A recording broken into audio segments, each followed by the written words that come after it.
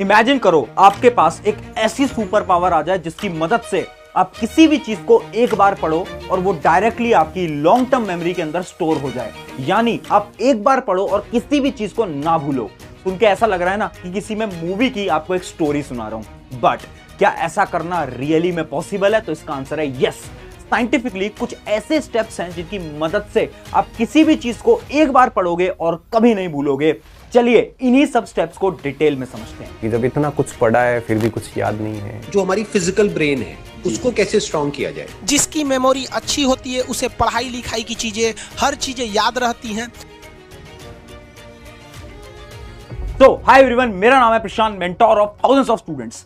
पता है आपको दो प्रकार के स्टूडेंट्स होते हैं। एक वो स्टूडेंट जो कि किसी भी चीज को एक बार पढ़ता है और उसके ब्रेन के अंदर, उसकी मेमोरी के अंदर वो चीज हमेशा के लिए स्टोर हो जाती है। जबकि एक और टाइप के स्टूडेंट होते हैं, ये वो स्टूडेंट होते हैं जो कि चीजों को बार बार पढ़ते हैं, 2-3 बार रिवीजन भी करते हैं, बट उसके बाद भी ये किसी भी चीज को याद नहीं कर पाते। अब इन दोनों स्टूडेंट्स के अंदर फर्क क्या होता है? फर्क है कुछ हैबिट्स का।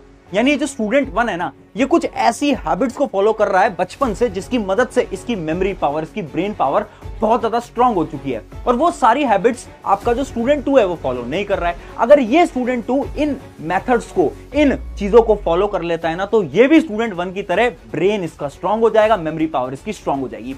सबसे पहले तो आप मुझे कमेंट करके बताओ, क्या आप स्टूडेंट 1 में से हो या फिर स्टूडेंट 2 में से हो? फटाफट से मुझे कमेंट करके बताओ। अब इस वीडियो को बनाने से पहले मैंने बहुत सारी रिसर्च करी, मैंने बहुत सारी ब्रेन रिलेटेड बुक्स पढ़ी और मैंने ब्रेन की थ्योरी को समझने की कोशिश करी। पर उससे मुझे यह पता चला कि आपका ब्रेन काम कैसे करता है। जब भी आप किसी चीज को पढ़ते हो ना, तो सबसे पहले वो चीज जाती है आपकी शॉर्ट टर्म मेमोरी के अंदर। ये मेमोरी ऐसी होती है जो कि अगले दिन ही खत्म हो जाती है। यानी आप किसी भी चीज को पढ़ोगे ना, तो उसका 80% या 90% आप अगले दिन भूल चुके होगे, सिर्फ 10% बचता है। क्यों? क्योंकि ये सारी इंफॉर्मेशन आपकी शॉर्ट टर्म मेमोरी के अंदर थी। अगर आप उसी चीज को 2-3 बार पढ़ते हो तो वो जो प्रोसेस है शॉर्ट टर्म मेमोरी का, वो डायरेक्टली जाता है लॉन्ग टर्म मेमोरी के अंदर। यानी आपकी सारी इंफॉर्मेशन अब लॉन्ग टर्म मेमोरी के अंदर स्टोर हो जाती है। और ये जो लॉन्ग टर्म मेमोरी है ना, ये थोड़ी अलग होती है, क्योंकि ये मेमोरी आप जब मन में चाहो तब आप इस मेमोरी को रिकॉल कर सकते हो, यानी याद कर सकते हो। अब ये जो प्रोसेस है ना, शॉर्ट टर्म मेमोरी से लॉन्ग टर्म मेमोरी के अंदर इंफॉर्मेशन को ले जाना, ये प्रोसेस बहुत ज्यादा कॉम्प्लिकेटेड होता है। बट साइंस ऐसे बोलती है कि 5 सिंपल स्टेप्स हैं, 5 सिंपल हैबिट्स हैं। अगर आप इन हैबिट्स को फॉलो करोगे ना, तो आपका जो प्रोसेस है ना, शॉर्ट टर्म मेमोरी से लॉन्ग टर्म मेमोरी के अंदर इंफॉर्मेशन को ले जाने का, वो बहुत सिंपल हो जाएगा। यानी आप कुछ भी पढ़ोगे और आप कभी नहीं भूलोगे। क्या है वो 5 स्टेप्स? एक एक करके बताता हूं, डिटेल में ध्यान से समझना। सबसे पहले हम बात करते हैं आपके स्टेप नंबर 1 की, जो कि है द मेमोरी वॉक। ये क्या होता है? 2 स्टूडेंट की कहानी से समझाता हूं। दोनों ही स्टूडेंट एवरेज स्टूडेंट थे, दोनों ही पढ़ने में एक जैसे थे, दोनों की मेमोरी पावर भी एक जैसी थी। अब एग्जाम दोनों के पास आ गए थे। अब ये जो स्टूडेंट 1 था ना, इसने एग्जाम के दौरान यानी उन 5 से 7 दिन के अंदर एक ऐसी हैबिट फॉलो करी जिसकी मदद से जब इसका रिजल्ट आया ना, तो सब शॉक हो गए थे, क्योंकि इसके मार्क्स बहुत अच्छे आ गए थे। ये एक बार पढ़ता था और इसे बार बार याद रहता था।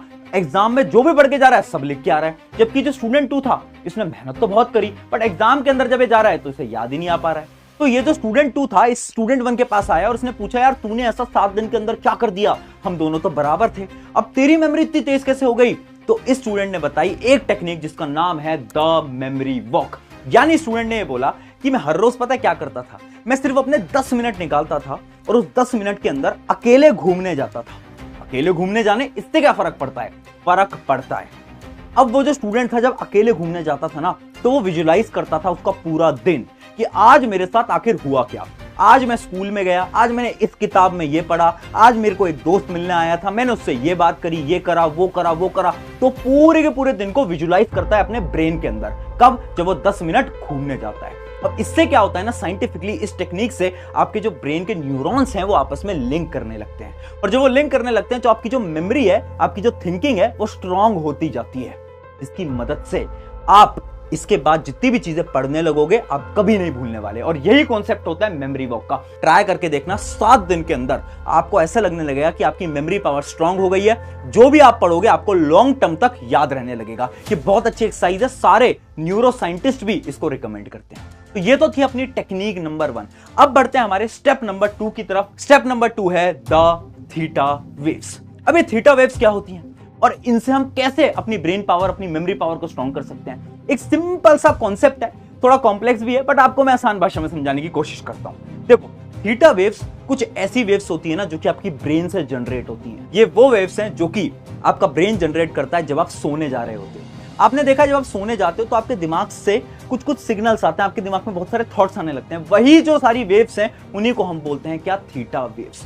अभी जो थीटा वेव्स है ना, इनका डायरेक्टली रिलेशन होता है आपकी मेमोरी पावर, आपकी क्रिएटिविटी से।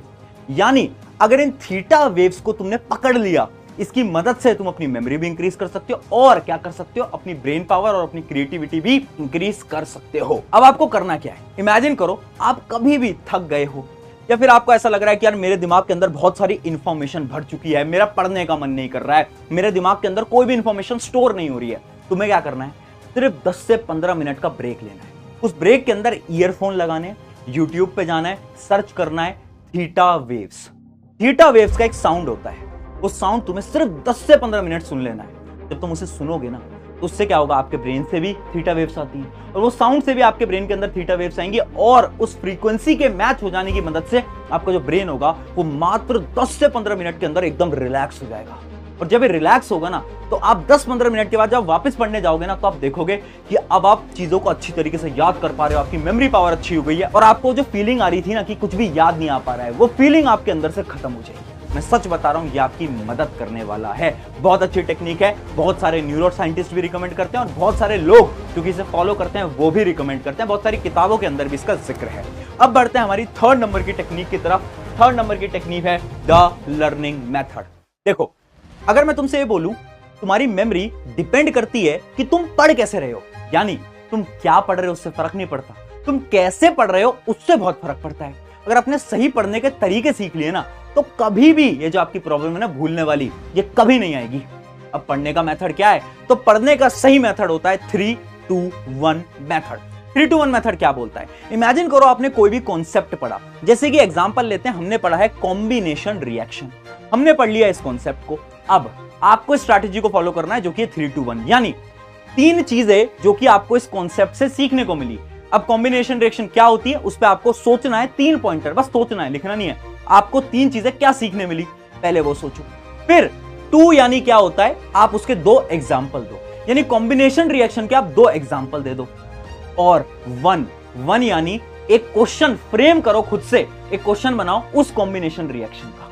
अभी जो 3-2-1 स्ट्रैटेजी है ना, इससे क्या होता है, आप जब भी किसी कॉन्सेप्ट को पढ़ लेते हो, आपको उस कॉन्सेप्ट को पढ़ने के बाद इस 3-2-1 स्ट्रैटेजी को यूज करना है, जिसकी मदद से आपका ब्रेन जो है ना वो चीजों को रिकॉल करेगा। और जब आप क्वेश्चन फॉर्म करोगे ना खुद से, तो आपकी ब्रेन की जो मेमोरी है वो इस कॉन्सेप्ट को लेकर स्ट्रांग हो जाएगी। अभी जो क्वेश्चन फॉर्मिंग है ना, ये बहुत ज्यादा इंपॉर्टेंट होती है। इसका मैं आपको एक और साइंटिफिक एग्जांपल देता हूं। कितनी बार आपने नोट करा होगा, जब आप स्कूल में होते हो, कॉलेज के अंदर हो, तो कहीं पर भी होते हो, एग्जाम दे रहे होते हो, आपके एग्जाम के अंदर जो क्वेश्चन आते हैं ना, वो चाहे आपसे कोई 1 महीने 2 महीने बाद भी पूछ ले, तब भी आपको क्वेश्चन हमेशा याद होते हैं। क्यों? क्योंकि जब हम एक क्वेश्चन को एग्जाम में देखते हैं उस समय पर हम स्ट्रेस में होते हैं।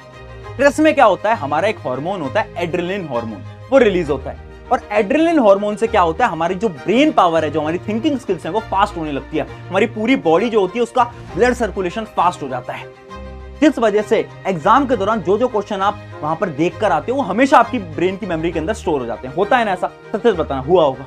अब यही टेक्निक को आपको अपनी पढ़ाई में यूज करना है। जब आप पढ़ रहे हो ना, तो कभी कभार खुद से क्वेश्चंस पूछ लो। एक टॉपिक आपने पढ़ा, अब खुद से अचानक से क्वेश्चन पूछो। जब भी आप एक अचानक से क्वेश्चन पूछोगे तो आपकी बॉडी जो है वो स्ट्रेस लेवल में आ जाएगी, और जैसे आपकी बॉडी स्ट्रेस में आएगी, पैनिक में आएगी, तो होगा क्या, एड्रेनलिन हार्मोन रिलीज होगा, जिसकी मदद से आप किसी भी चीज को उस समय पर पढ़ोगे वो आपकी मेमोरी के अंदर डायरेक्टली स्टोर हो जाएगा। तो जो एड्रेनलिन वाला सोल्यूशन है ना, बहुत अच्छा होता है, आप भी फॉलो करके देखना। बस आपको लर्निंग स्किल्स के अंदर इसी स्ट्रेटेजी को फॉलो करना है। अब बढ़ते हैं हमारे 4th स्टेप की तरफ। 4th स्टेप का नाम है द ब्रेन फूड, यानी क्या कुछ ऐसे खाने हैं जिनको खाने की मदद से हम हमारे ब्रेन को शार्प बना सकते हैं, क्या मेमोरी को शार्प बना सकते हैं। अच्छा एक बात बताओ, तुमने बचपन से तो सुना होगा, तुम्हारे मम्मी पापा बोलते होंगे बादाम खाया करो एग्जाम में जाने से पहले, तो क्या सच में बादाम कुछ काम करता है? तो इसका आंसर है यस। आपका बादाम हो गया या फिर आपकी डार्क चॉकलेट्स हो गई, ये आपकी ब्रेन की मेमोरी को इंक्रीज करता है। अब शॉकिंगली आखिर ये काम कैसे करता है, तो इसके ऊपर बहुत सारी साइंटिफिक रिसर्च हुई और ये पता चला ये जो आपके नट्स होते हैं इनके अंदर होता है विटामिन ई। अभी जो विटामिन ई होता है ना, ये बहुत मदद करता है आपकी बॉडी की। उसके साथ साथ इसके अंदर कुछ एंटीऑक्सीडेंट एजेंट्स होते हैं जो कि आपके ब्लड सर्कुलेशन के फ्लो को इंक्रीज करते हैं, आपके न्यूरोट्रांसमीटर्स को एक्टिव करते हैं। मुझे पता है बहुत भारी बातें समझ नहीं आ रही होंगी, आसान भाषा में समझाता हूं कि आपका जो मेमोरी होती है ना आपके ब्रेन तक, वो न्यूरॉन की मदद से पहुंचती है और इनके बीच को जो लिंक करता है, इन इंफॉर्मेशन को जो लिंक करता है, उसको अपन बोलते हैं न्यूरोट्रांसमीटर। यानी इन चीजों को खाने से आपके जो न्यूरोट्रांसमीटर हैं वो जल्दी जल्दी काम करने लगते हैं। अब सोचो अगर वो जल्दी काम करेंगे तो ऑब्वियस सी बात है ना, आपकी जो ब्रेन की फंक्शनिंग, आपकी जो मेमोरी की फंक्शन है वो भी तेज हो जाएगी। यानी आपको ब्रेन फूड्स खाने हैं जब भी आपके एग्जाम है, इससे सच में बहुत मदद मिलेगी। ये था अपना चौथा स्टेप। अब बढ़ते हैं आपके लास्ट और फाइनल स्टेप की तरफ, जो कि आपका brain speed is greater than speaking speed. देखो ध्यान से समझना, एग्जाम के दौरान आप कैसे पढ़ाई कर रहे होते हो। हम क्या करते हैं, हम एक किताब उठाते हैं और उसमें हम बोल बोल के पढ़ते हैं। ये मेथड एकदम गलत है। एक आपको एग्जांपल समझाता हूं। अभी स्क्रीन के ऊपर एक चीज आएगी, इसको एक बार बोल बोल के पढ़ो फटाफट से, आपके पास टाइम है और देखो कितने सेकंड के अंदर आप इसको बोल बोल के पढ़ते हो।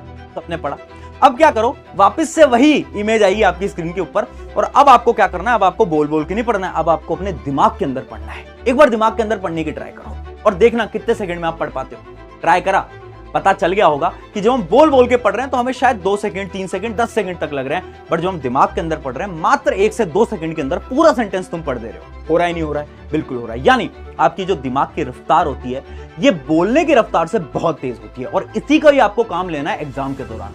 एग्जाम के समय कभी भी बोल बोल के नहीं पढ़ना है, दिमाग के अंदर पढ़ो, ज्यादा चीजें पढ़ पाओगे और अपने सिलेबस को जल्दी खत्म कर पाओगे। इसके साथ साथ इसके अंदर मैं एक चीज और बताना चाहूंगा कि जब भी आप पढ़ रहे हो ना तो अपने ज्यादा सेंसेस का इस्तेमाल करो। यानी जब भी हम पढ़ रहे हैं, दिमाग से तो हम रीड कर रहे हैं, बट अपने हाथ में एक नोटबुक और एक पेन तुम्हारा हमेशा होना चाहिए।